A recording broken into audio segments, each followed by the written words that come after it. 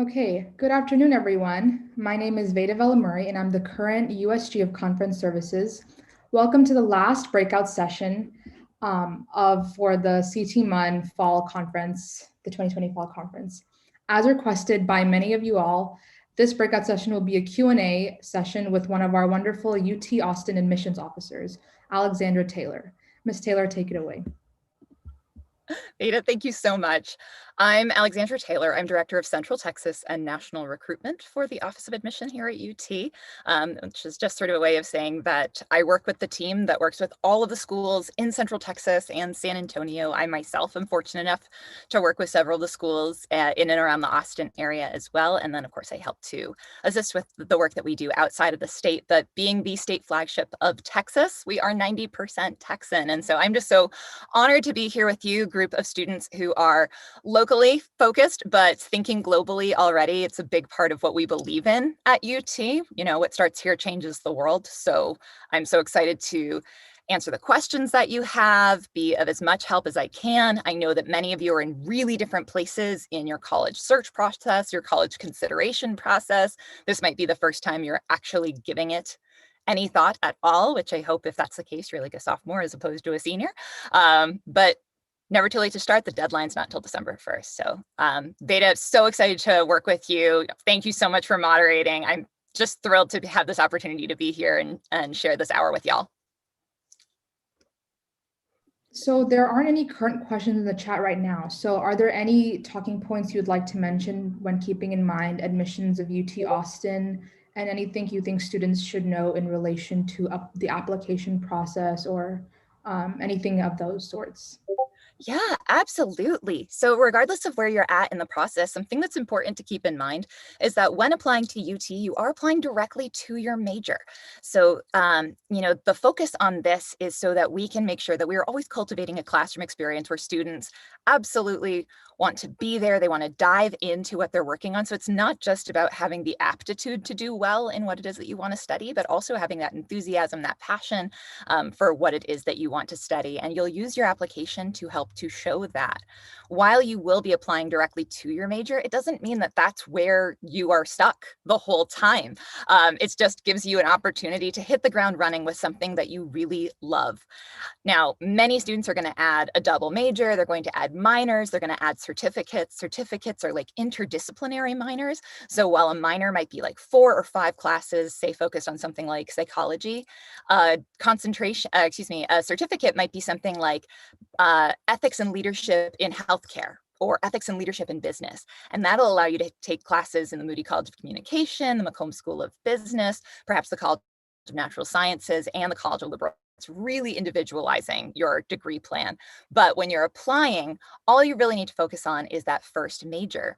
And because when we're evaluating applications, we are evaluating with a mind towards how you're going to be contributing in those individual classes, it's always important for students to bring that interest forth.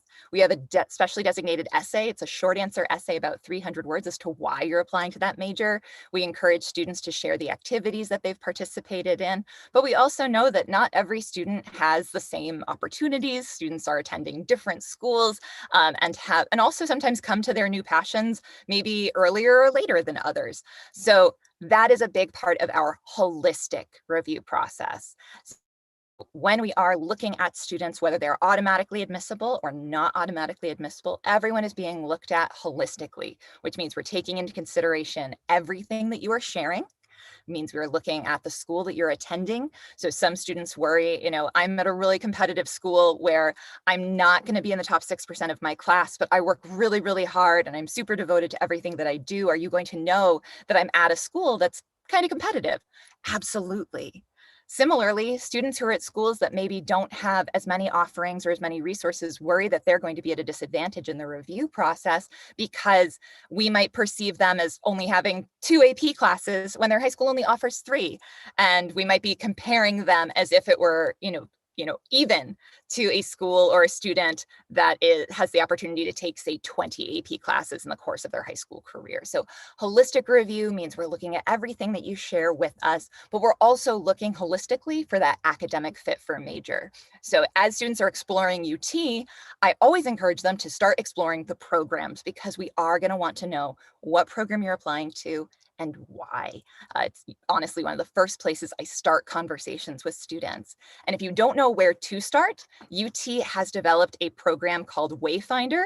You can go in, take a couple of quizzes, start clicking around. It's hosted through our undergraduate studies program. And it's a great jumping off place for a student to discover, well, I have these interests and these talents and these skills.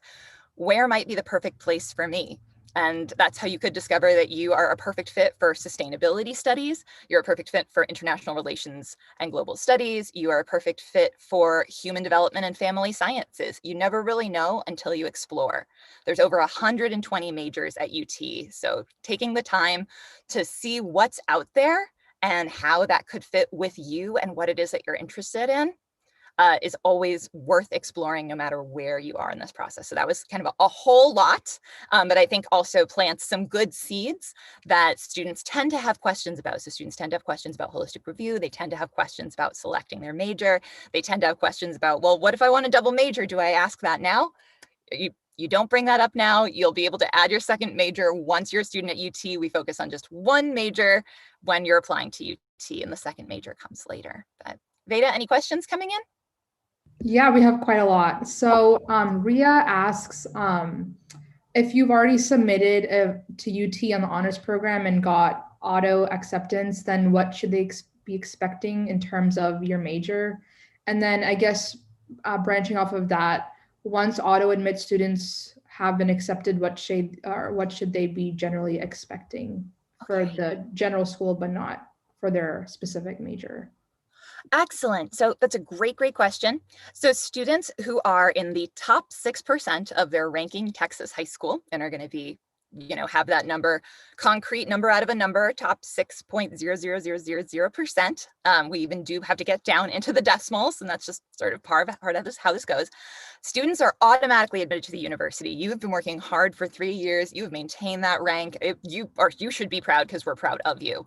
But because we do care so much about that classroom dynamic, that classroom environment, we do want to make sure that every student is evaluated appropriately for their major. Additionally, there aren't sort of limitless spots in a lot of our majors. There aren't limitless spots in any of our majors.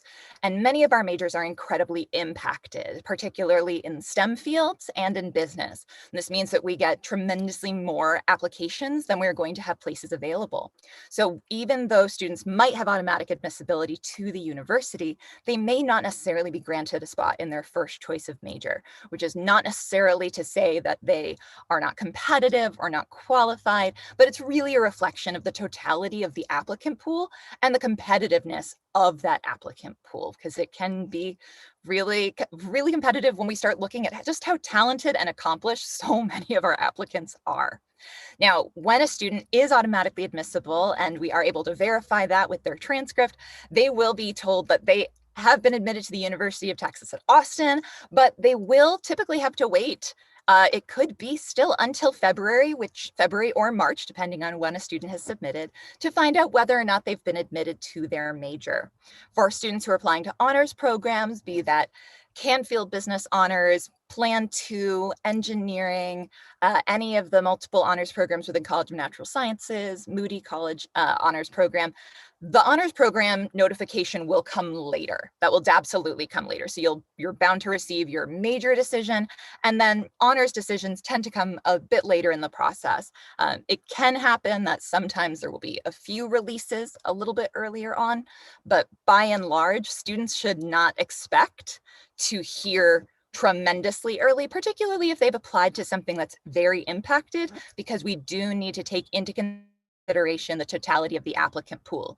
We do not do rolling admissions. We are not first come, first served when it comes to our majors. So we do want to wait and see all that all of our applicants are bringing. So you will be reviewed holistically, individually, but then we do need to be able to take a look at that total applicant pool for the majors.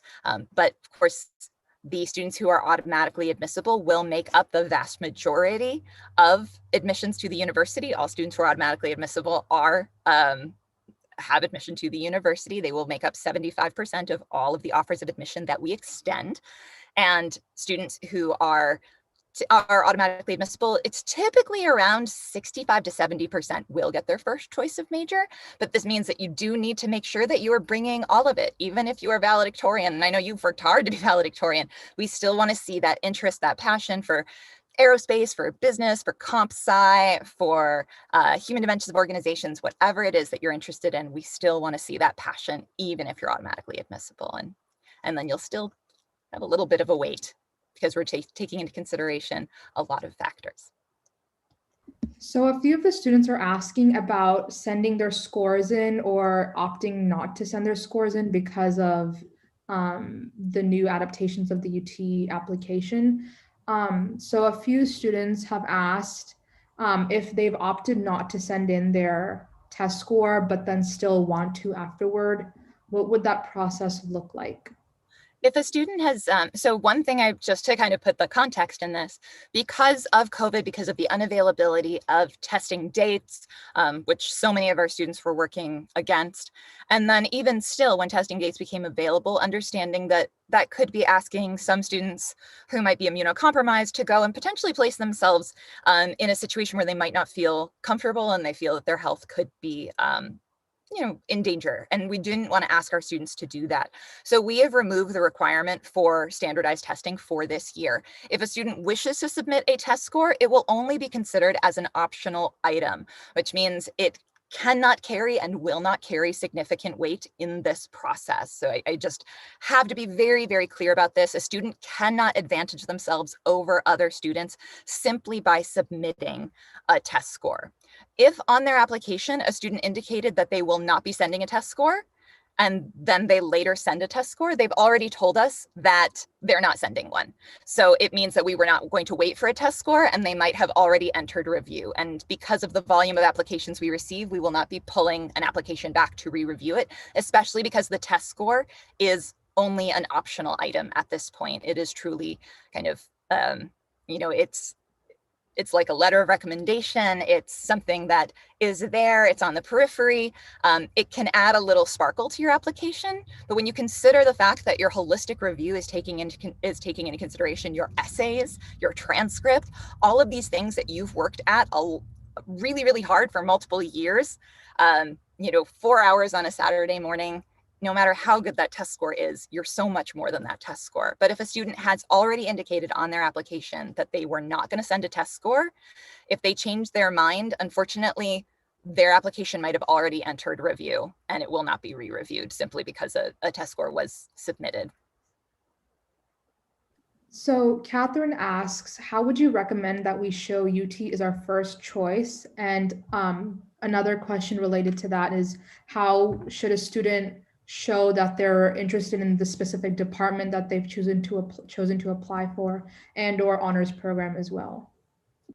Great questions. All of these are wonderful. So I know that before coming to UT, I worked for a small liberal arts school back east, where we really did care that we were a student's first choice of school. We had the early action, early decision options. UT does not have these. And while we would love to know that UT is your first choice, our decisions are going to be made based on that academic fit for major. And so the best piece of advice I can give to demonstrate to UT that it is your top school is to spend time on your application. And so this means not taking shortcuts and trying to kind of shoehorn another one of your essays into your UT Apply Texas Essay Topic A essay or your UT Austin Coalition university specific essay. Just making sure that you are spending the time on your application, not rushing it, understanding and doing things like this so that you're learning and you're asking questions, understanding how our process goes, and that we do read exclusively for admission to major. So when it comes to the major you're applying to, you're going to indicate that when you apply. It is part of the drop-down process. You're going to submit an application for that program.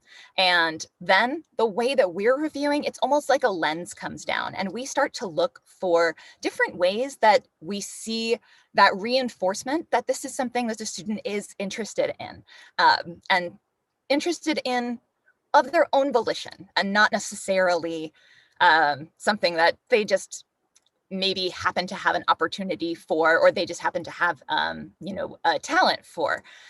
If a student is interested in engineering, I want to see something more than just really good math grades. Again, it's not just about the aptitude. I want to see that you want to be there in the classroom, because I want every single student in that classroom to want to be there the same way and to show up the same way, ready to work, excited to learn, because it's a rising tide that lifts all boats and it makes the learning experience better for everyone.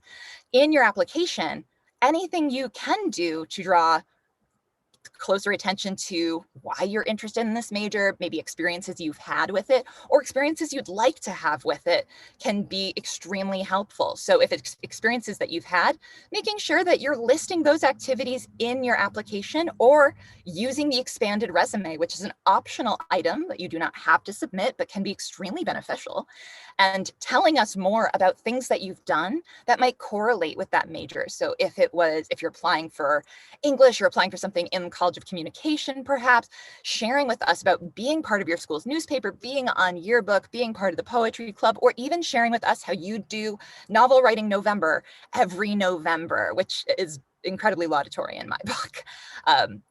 When it comes to honors programs, UT Austin has honors programs located within specific schools and colleges. So there isn't a centralized honors program.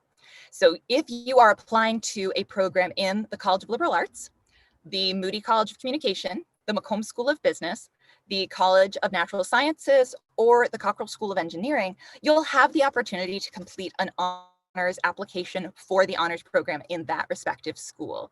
The only sort of deviation to this is the Plan 2 honors program, which can be applied to nearly any major, but you do have to indicate an interest in liberal arts to access the Plan 2 application. So that's the way you're going to demonstrate your interest in that honors program is doing the best you can on your honors application, and not just sort of mailing it in with like a 1-sentence response to your paragraph, to what should be a paragraph or two, simply because you're really exhausted, which I can completely understand. It's a lot of writing, and you're not just doing it for our school, you're doing it for many schools. So I really respect that. But if UT is a school that you're really passionate about, if this is a program you're really excited about, if you really want to be in this really want to pursue this honors opportunity as well, then make sure you're spending the time on your application, really giving it the attention that it deserves, and also giving yourself the attention that you deserve. Your application stands in for you. So we're asking this application, which is essentially static, to stand in for something as dynamic as a human being with interests and passions. And we're going to use that application to try and get the best sense of you that we can, because we do not do interviews. So spend the time on your application, and that care that you take, choosing to do those optional items like an expanded resume, like sending in letters of recommendation, which are also optional, can be a wonderful way to show the university that not only is this a place where you really want to be, but you've given it great thought and you want us to see all the different things that you can bring to the university. I hope that helped. So we have a couple questions from Mahi and Pallavi about not being a citizen of the United States, but would they still be considered as Texas residents if they've lived for like a certain period of time in Texas? Yes, students will have to have lived in Texas for 36 months prior to high school graduation in order to have Texas residency without necessarily having US residency. And so that is something that we do have. We do have a dedicated residency office, and they're incredibly helpful because residency is something that is quite specific. So we want to be sure that students always have a resource and that they always have incredibly accurate information, because residency can be something that can be actually tied up with in the legislature too. So in particular, they like to tell me not to go too wild on talking about residency things and just to send them over their way. Their email address is residency@austin.utexas.edu. Like they're that accessible, and they can help families to understand what this process would look like for them, whether or not they would qualify for in-state tuition, whether or not they would qualify for in-state tuition but not be eligible for automatic admissibility depending on how long they've lived in the state. So the residency office is a really great resource that I encourage students to connect with, even as early as, fall of junior year. Start getting a sense of what this will look like for you so you can be prepared. So Phoebe asks, hi, I'm a junior and I'm wondering if you have any idea about testing for the 2022-2023 school year. And then going off of that, how would the UT admission/application process look after this new COVID era of adaptations of the applications for universities? Well, in terms of test score for next year, there have been no decisions made. We're waiting to see what everything looks like in terms of students' access to tests. As the seniors can certainly attest to, beginning in February, test scores were just testing dates were just completely wiped off of the calendar. So we're taking it one step at a time. UT still has not made a decision about what we will do next year. I think we're going to get a little bit closer to next calendar year and see what things look like in terms of students being able to take the tests safely and healthily, and then we'll be able to make our decisions from there. So juniors will have ample notice, but we do not have a decision for you at this time. And as it relates to changes in the application or evaluation in this post-COVID space, I don't necessarily anticipate, and I certainly don't want to speak for my office or my directors, but I don't anticipate there being too many changes, as the only change we made this past year was related to the test scores. And I can say that at least in terms of our own evaluation, obviously, just like everybody else, we are being incredibly understanding, incredibly flexible.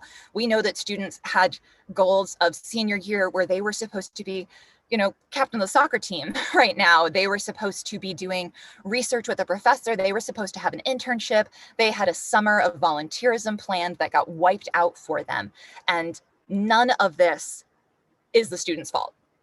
None of this is being held against the student in any way, shape, or form. We are being extremely understanding, extremely accommodating, extremely flexible, because that's all that we can be, is just to be able to appreciate what our students can do. So if there's any change at all, it's really just continuing to adapt as we always have, in understanding where our students are coming from and sort of taking that fully holistic approach, understanding that right now that holistic review applies to all of our students because this whole world has been impacted by the global pandemic. So a few students have been asking if you could expand a little on the extended resume and the letters of recommendation in the application, specifically in terms of what are some things you would look for in the extended resume and letters of recommendation, and how students should make those shine and be more important when looking at their entire application holistically. These are great questions, super thoughtful. I expect nothing less from Model UN students. So in terms of opting to do optional items, we want to make sure that they're serving us, right? So when we're completing our application, we have an activities section that we'll complete, where we'll list the activity that we've done, how many hours a week that we do it, how many weeks out of the year, and then how many years we participated in it, whether or not we've had any leadership as a checkbox. And then we'll have a very small space where we can describe what it is that we do or that club does, or perhaps list any leaderships, titles, honors, awards, etc., that we've received. But the space is quite limited. So students do have the option of choosing to expand that and provide us with a resume where they can take this same list and tell us a little bit more. I tend to like to pick on soccer just because it's something that you'd think can be really straightforward. But if you're a student who, say, maybe you made varsity soccer as a freshman, and that was something that, there's no place in the application for you to denote the fact that you had to learn really quickly how to adapt to being a part of this team and, navigate that when you weren't on a team with any of your friends, and you felt like you really had to prove yourself. Maybe sophomore year, you got a coach's award. Maybe junior year, you were out with an injury, but then senior year, despite being out with an injury, your dedication to your team had your teammates nominating you for captain. There's not room in the application itself for you to give me that whole journey. Within the expanded resume, you can give me the bullet points that help me to understand everything that soccer has meant to you in the last 4 years and all the different achievements that you've had within it. So that's something just to consider. I always recommend that students, if they're doing an expanded resume, to think about anything that they do that's really important to them, something that you're super passionate about, that you care about, anything that might be related to their major and that they would really want to shine an extra bit of light on and say, well, I'm applying to engineering. I definitely want to talk about the robotics team and the fact that I, help teach at Code Ninjas. And I'm teaching kids how to, how to code. And this is like my part-time job. So these things are kind of tied in with engineering and electrical engineering. Or anything that really requires explanation. So sometimes we are involved in things maybe in our community or our church, or maybe they're culturally significant to us, but not everybody would necessarily know what they are or what they do. And so this can give us that opportunity to say a little bit more about what that club is, just so that it's not misunderstood. If your expanded resume, when you attempt to do it, is just an identical list of what you have in your application, then there isn't necessarily a need to submit it. So if you're going to do that expanded resume, actually use it. And these expanded resumes can be 2 pages, 3 pages, 4 pages. I feel like there does come a point where it's too many pages. I once read a 15-pager. That was a lot for me. It's a lot. It also started in elementary school, so like try and keep it to high school unless you have like a middle school carryover. So just something to bear in mind. If you're going to use one of these things, try to use it strategically. Try to make sure it is benefiting your application, because that's exactly what you want.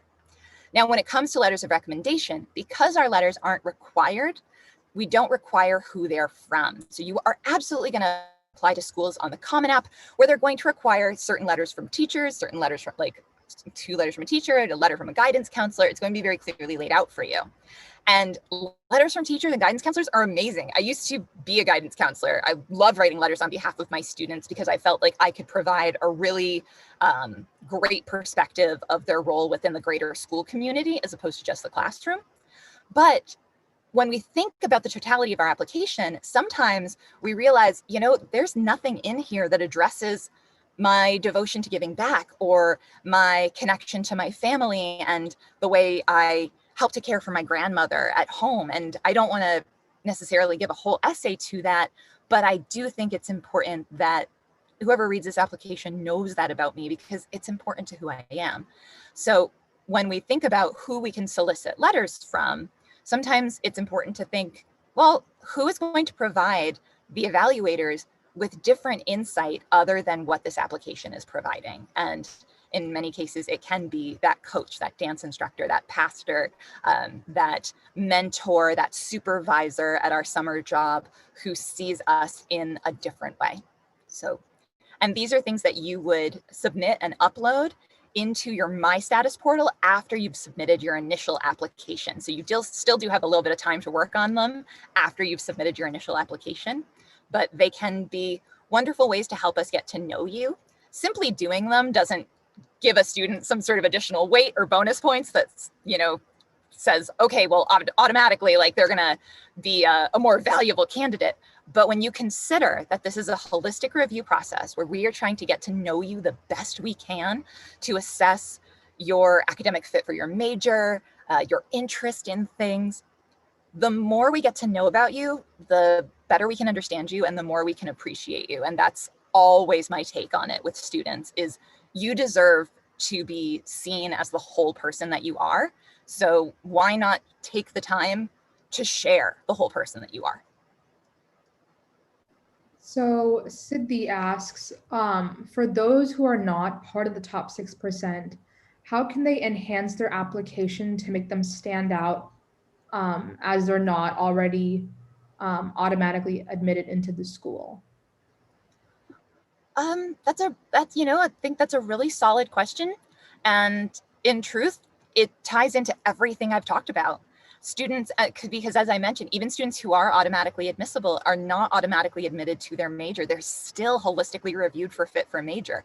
So you'll want to bring all of those different elements, show that connection to the major, show attitudes beyond aptitude, and just make sure you're taking the time to convey as much as you can using the method that you have. And the method that you have is that application and the long form essay, 3 short answer essays available to you. So taking the time to look at the different majors as well, I think that that's something that many students tend to overlook. There are so many incredible programs at UT.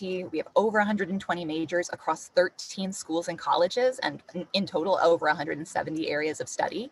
But I find that students tend to apply to many of the same ones over and over again because they're very popular, or they've heard about the ranking for one of them, but they might not be aware that certain other programs are ranked just as highly, if not higher, but they hadn't necessarily considered them. So taking the time to use Wayfinder as well can be very, very beneficial to students who are approaching, looking at UT Austin, and making sure that they're applying to programs that they genuinely are passionate about and interested in, and not just necessarily the one that they know to be the most popular or where they imagine they are going to have the highest starting salary when they graduate, because there are many programs where the starting salaries are kind of equally comparable, and that's across multiple different schools. And that's why we are here as admissions counselors, to help have these dialogues with you. Anytime a student brings up certain majors to me, I like asking them questions about why and what they hope to do with it. And sometimes we'll discover that a student who is considering one program would actually be a perfect fit for another. They just weren't aware that that's what that program was called. So taking the time to do your research can also benefit your application, because you might actually discover that the program that you thought you wanted isn't actually the one isn't the one you're actually perfect for. So Ria asks, could you talk a little bit about financial aid with UT, and if anything has changed with this new adaptation of a year? Sure thing. So obviously financial aid is incredibly important to so many students. Our first hurdle is getting into school. Our second hurdle is making sure that we are graduating in 4 years and graduating with as little to no debt as possible. UT is incredibly devoted to making sure that this opportunity is available to all of its students across the state. Our financial aid is focused on providing aid to the students who have financial need, here in the state of Texas, but every single student who applies is considered for merit scholarship. So there isn't a separate merit scholarship application that you need to do. You will automatically be considered for merit scholarships just by doing your application. Now, in order to qualify for financial aid, to get a financial aid package, you'll have to do the FAFSA, which is a free application for federal student aid, and that's available at fafsa.gov. Or you can do the TASFA, which is used by students here in the state of Texas, and it happens to be frequently used by those students who might not be eligible for FAFSA or eligible for federal funds because of their citizenship. So if you're not a citizen, you may choose to use FAFSA instead, and that's the TAFSA, which is the Texas Application for Student Financial Aid. By submitting this, we're able to get a better sense of your family's landscape and hopefully create a financial aid package that, should you be admitted, would make an education at UT Austin financially possible for you. Now, there are going to be certain programs that are absolutely going to help students benefit, like the Texas Advanced Commitment. The Texas Advanced Commitment was debuted last year. And this is a program where if students' families have an adjusted gross income of up to $65,000, they will have a financial aid package that covers the entirety of their tuition. So there will not be any loans in that. It will be entirely scholarships and grants. They will not be responsible at all for a single dollar of the cost of their tuition. Now, room and board is different. There will still be opportunities to get funding for room and board as well. But the goal always is to make sure that the education, the classes are covered and paid for, because that's something we can't necessarily change the cost of. We can't actually discount what it costs to educate students, but we can opt not to go for a private room or private suite in a residence hall. We can borrow our books instead of buying them, or we can rent them. We can maybe not get a coffee at Starbucks every single time we walk by the Student Activities Center. So there's lots of different ways we can adjust that sort of total cost of attendance, but tuition and addressing the cost of tuition is always number one. Under the Texas Advance Commitment, if families have an adjusted gross income of up to $125,000 and also still have financial need, those students are guaranteed to receive some grant or scholarship assistance for the cost of their tuition. So they will not receive total tuition coverage as the students who are up to $65,000, but between $65,000 and $125,000, students will receive a proportionate amount of help within the cost of their tuition. And then, of course, on top of all of this, there are always outside scholarships. We are a huge fan of the Texas Exes scholarships. Texas Exes scholarships are available not just to children, nieces, nephews of Texas Exes. They are available for everyone. The Texas Exes are just very invested in making sure that the next generation of Longhorns can have this education. So there are scholarships exclusively for students from Central Texas, students from San Antonio, students from the Waco area. So just based on where you live, there are regional scholarships. There are scholarships based on what you study. So I can think of a $7,000 scholarship off the top of my head for a student pursuing art history. And then lastly, there's the 40 Acres Scholars Program. And so this is given out by, again, our Texas Exes. And this is a 4-year completely full ride program. It covers tuition, room, board, a $13,000 stipend for additional study, fully funded study abroad, and a book allowance as well. Now, so there's lots of different ways that students are able to financially make this a reality. For students who are Pell Grant eligible, we also have the UT for Me Dell Scholars Program, which is not part of the Dell. There's a separate foundation that's Dell Scholars, so this is different.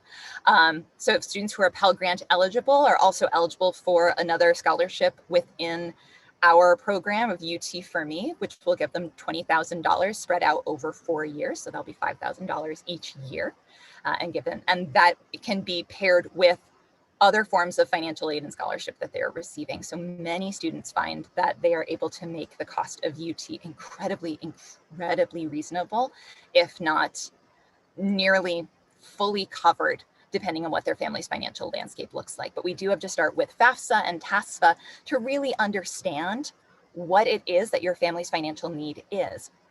As it relates to these times in COVID, because when you're doing your FAFSA or your TASFA, you're using the prior year financials, because you do your taxes from a year prior, and then you can use those as you're doing your taxes. We know that things change. So there are special change of circumstances forms that students can complete, because the information that you've provided to FAFSA may not actually be accurate for your lived experience now or what's being projected moving forward.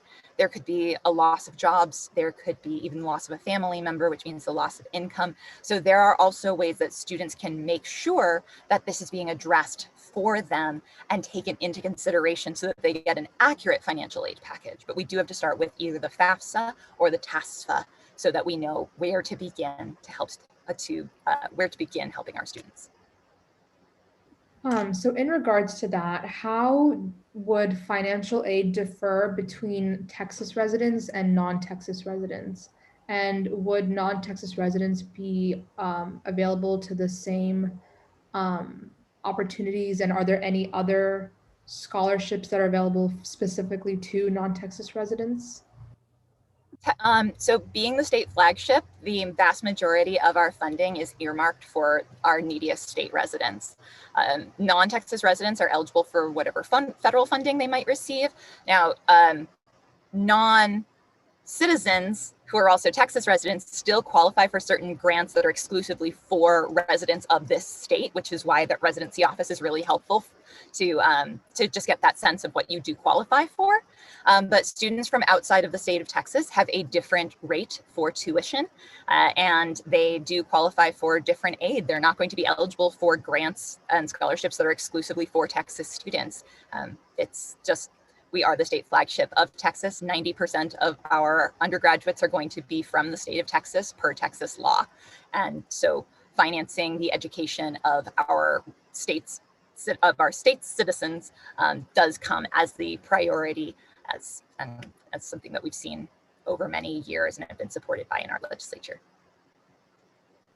So there were a few questions earlier on about GPA and if there was any GPA cutoffs and how weighted versus unweighted GPAs would be seen in the application. So there are no cutoffs that exist anywhere. So at no point when a student submits an application will we ever say, well, we're not going to look at this application because the GPA isn't high enough, et cetera. Does not happen.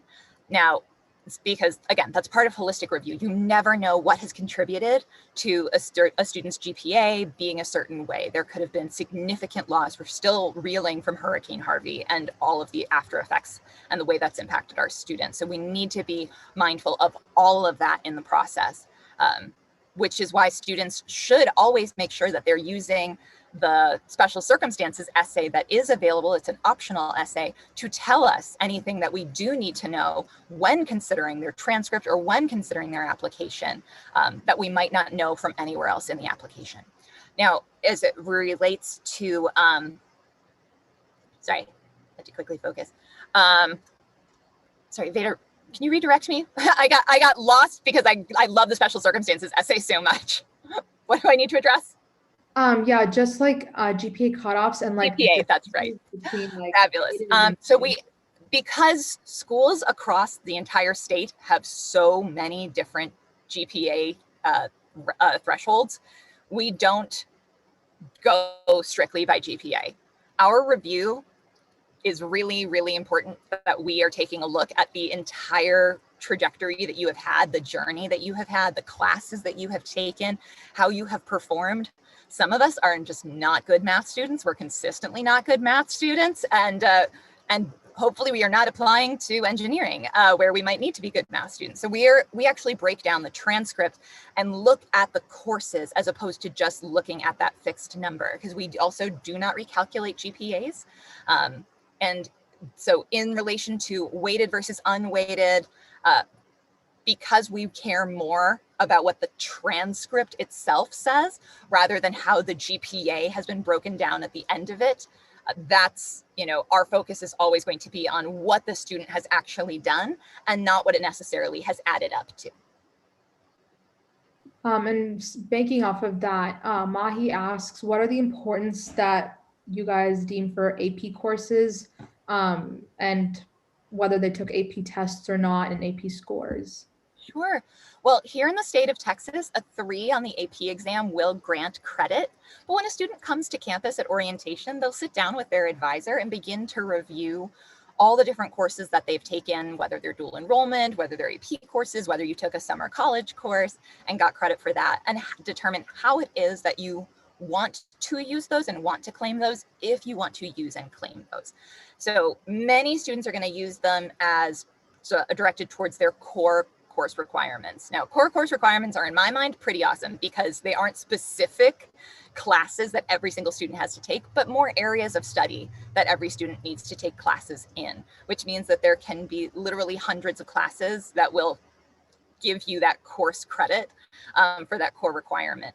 But you'll determine what you want to bring in and how. So for example, you've got that A-push class, you got your 4 on the test, which good for you, and you want to claim that credit. That credit is going to give you sort of that social studies core requirement credit, and you can bring that on in. But you'll sit down with your advisor to look over those. As it relates to our evaluation of these and what we don't have things that we prefer to see. we know that every student's journey is different. Every school is different. Some schools limit the number of AP classes students can take each year because they're working towards a work-life balance. They want to make sure the students are only taking AP classes in areas that they're really interested in, as opposed to taking APs to bring up their weighted rank, their weighted GPA and their rank, say. So every single student and every single school is really different. So we don't have a preference for what we want to see, what we like to see. You know, if a student is considered a better applicant simply because they've done, you know, IB or they've done AP, what we like to see are that students have, when presented with the opportunity, chosen to challenge themselves in a way that makes sense. So if you are someone who is applying for something and you've had opportunities to challenge yourself and take those next level of classes, that would be something that I would really be happy to see, because that would show me that this is something that you genuinely do care about. When given that chance to go a little bit deeper into it, to challenge yourself a little bit more, you rose to the occasion.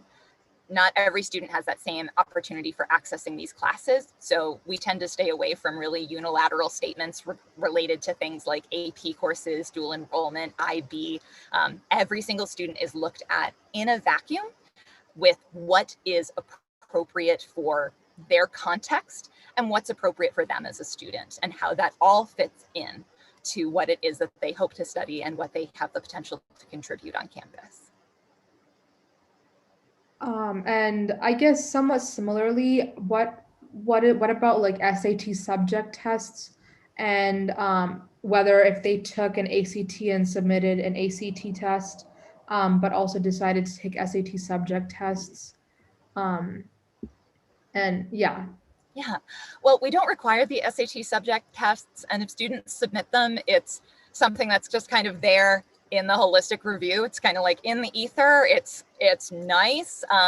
It can be a great way for a student to say, no, you don't understand. I like physics so much. I signed up to take an extra test in it and I did really well. So it's something that kind of anecdotally can give me a really nice sense of a student and what matters to them, but that's appropriate to that student. I would never then move on to another student applying for the same major and say, well, this student doesn't have a subject test. So it's really a matter of every student just kind of staying focused on what works for them, what is what they want to showcase. Sometimes we are great testers and it is completely okay to show that. But it's also important to bear in mind that students are not looked at sort of apples to apples. Every single student is looked at individually. So your application that might also have a bunch of really strong subject tests could be just as favorably reviewed as an application that does not. So, do you have any general myths that you think UT students UT students applying to the school tend to incorporate into their applications that you think current students applying should keep in mind when they're thinking about putting together their application? Oh, absolutely. Absolutely. Dispelling myths is actually my favorite. So maybe you're like hitting it on the head. So one is that there's no point in applying. Sometimes students, like if they're not in the top 6%, they think that's it, I shouldn't even apply. There's no point for me. That to me is just one of the biggest mistakes that a student can make, because truly every single student is looked at in this holistic review process, and you have no idea what we see. You might know yourself sort of in your context of your school, and you might not be being your biggest fan. And I could pick up your application and I could come away from that application absolutely your number one fan, convinced that we would be less of a university if we didn't have you there. So what I really get discouraged by are students who take themselves out of the running because they think that they might not be admitted to UT Austin. Similarly, though, I tend to get a little frustrated because I will hear from students, sometimes sort of like sideways, but sometimes right on, where students will talk to me about wanting to apply into a different major that they perceive as being easier to get into, so that they can then hopefully eventually internally transfer into another major. And this is just one of the biggest misconceptions that's out there, is that this is something that's easy to do, easy to pull off, something that like that the evaluators won't care or notice. That holistic review means that if we have a student who is applying and they really are not, they're applying to something that they perceive to be less competitive because they know it's not impacted, but they can't demonstrate why it is that they are genuinely passionate about that major, they could be extremely academically talented, have a very, robust transcript, high test scores and all of that. But if they're not going to be able to really contribute in the classroom, if we feel that that student is not applying to this program for the right reasons, and they're not sharing in their essays, a narrative that helps us to see them there, it can be really concerning. And what I think makes me the most concerned is the fact that these students have kind of sold themselves out because they might actually be a great fit for the program they want to apply for, but they've taken themselves out of the running. They think, I'm not going to get into that program, I shouldn't apply, I'm going to apply for this other program and then hopefully internally transfer. You might be, because of holistic review, a better fit than you realize. So with all the love in my heart, don't do my job for me. Trust me to be able to see all the good that you could contribute, because I'd hate to see you pivot to another major thinking it might be an easier pathway because it's what your brother's friend's lacrosse camp friend told you to do, or someone you saw on College Confidential recommended, or, we read College Confidential too. Have faith in yourself. At the same time, make sure you're still exploring all the different majors that are out there, because there might be others that are a great fit for you, but don't actively pursue a different major because you're concerned you won't be admissible to the one that you want. We know what we're looking for, and you control your application. You're the one who can share all that you're interested in, all that you're passionate about, all that you have done, all that you've explored. Don't give yourself the opportunity, don't miss the opportunity to be seen. You really deserve to be seen.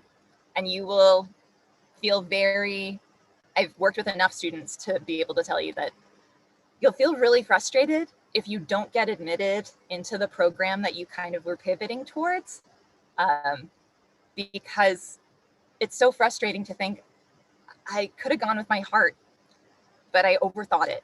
And now I'm still in this place. I would have rather put my whole heart and soul into the thing that I was really passionate about.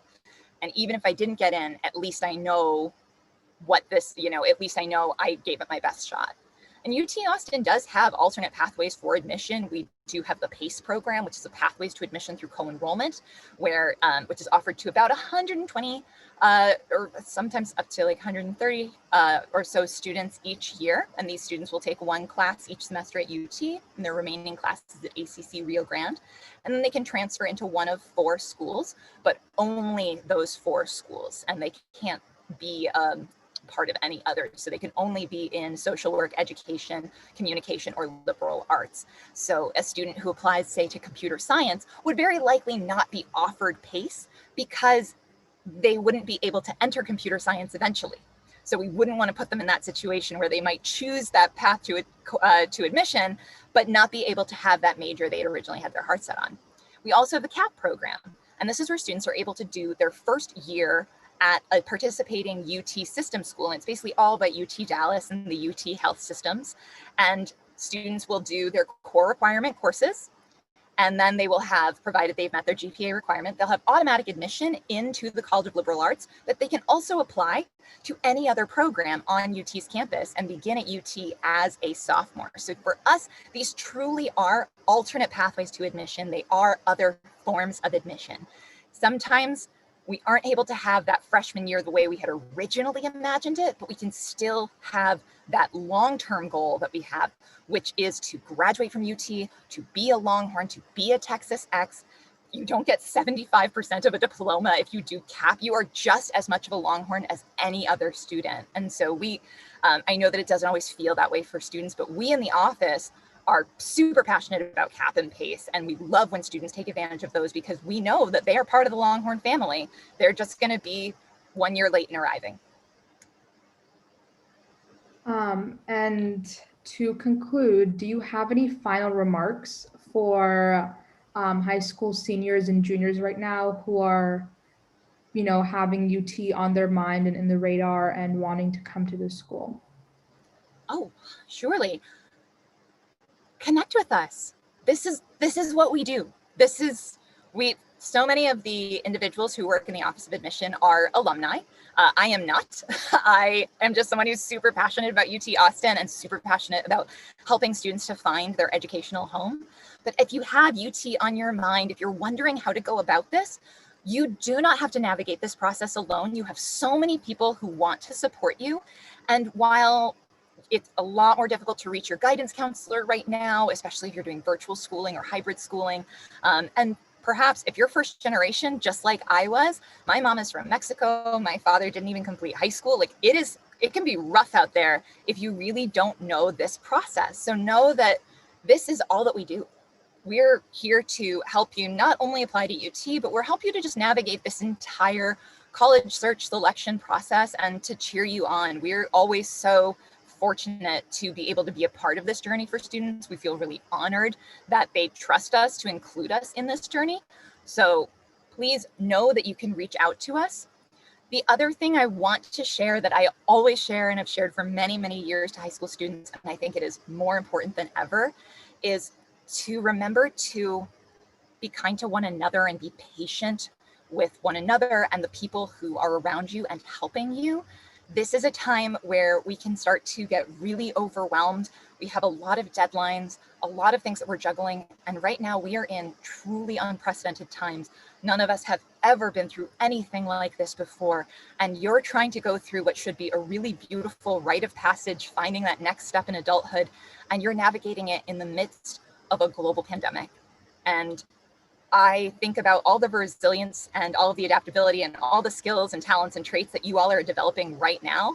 And I am feeling amazing about your generation and the ways that you all are going to lead and the incredible leaders that you're going to be because of the way you're taking all of this in stride. But there's a lot of stress and a lot of pressure out there. And I know that we get worried about where our rank is and who's getting in where and who's applying where. And sometimes we make different choices from other people and we look at schools that no one's ever heard of before, or we don't know certain things in this process because maybe we are first generation or our family has done higher education, but in an entirely different country. And this is the first time doing it in the States.